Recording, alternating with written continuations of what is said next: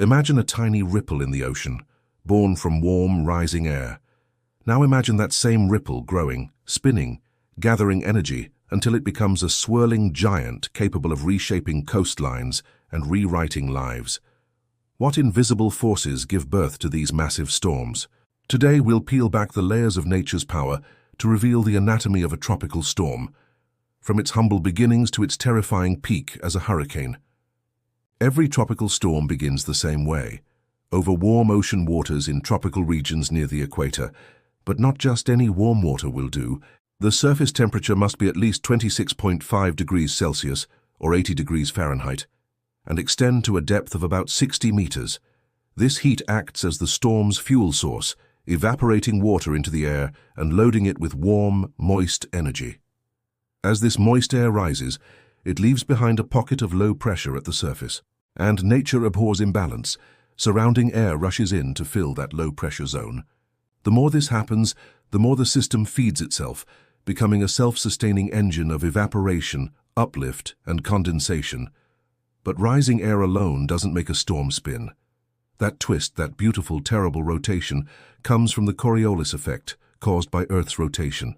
In the northern hemisphere, air rushing toward the low-pressure center curves to the right, creating a counterclockwise spin. In the southern hemisphere, it curves to the left, forming a clockwise rotation.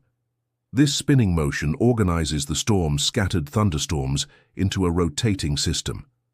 Once a closed circulation center develops and sustained winds reach up to 38 miles per hour, or 61 kilometers per hour, it earns its first title, a tropical depression. As the storm matures, thunderstorms begin to merge and wrap around the central low-pressure core. Convection becomes organized, and a circular pattern of clouds appears. If the system's winds now exceed 39 miles per hour, or 63 kilometers per hour, it becomes an official tropical storm and receives a name. At this stage, the atmosphere must remain calm above. That is, there must be minimal vertical wind shear. If upper-level winds are too strong, they'll rip the storm apart.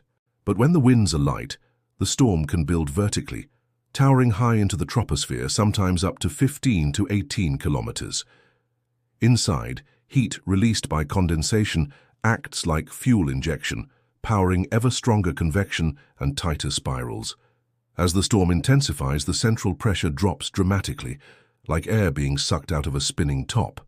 The lower the pressure, the faster air rushes in and the stronger the winds become.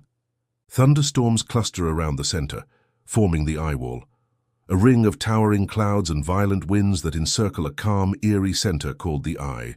When the sustained winds reach 74 miles per hour, or 119 kilometers per hour, the storm crosses the threshold. It's now a hurricane, typhoon, or cyclone, depending on where it forms. These giants can span over 1,000 miles across and reach 10 miles high, a rotating engine of heat and wind feeding off the ocean below. The storm's eye is calm, a deceptive stillness surrounded by destruction.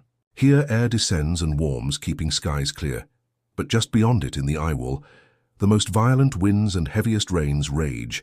Around this core spiral rain bands, long arcs of thunderstorms that stretch outward for hundreds of kilometers. Eventually, the storm's fate is sealed when it moves over land or cooler waters. Cut off from its warm, moist energy source, it weakens, its once mighty winds slowed by friction with land and the loss of oceanic heat.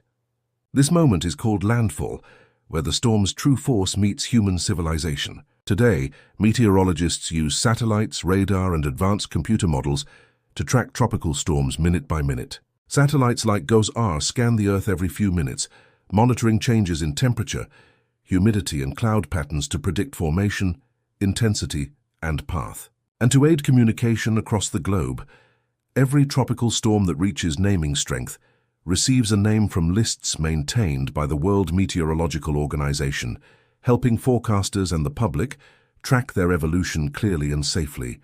Tropical storms go by many names: cyclones in the Indian Ocean, typhoons in the Western Pacific, and hurricanes in the Atlantic. But they're all born from the same cosmic dance of heat, air, and spin. They remind us of the delicate balance between energy and chaos that governs our planet.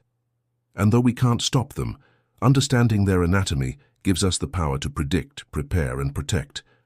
From a whisper on the waves to a roar across continents, this is the anatomy of a tropical storm. If you enjoyed exploring the science behind the storm, like, share and subscribe for more deep dives into the past, current and future events in our world. Thanks for watching.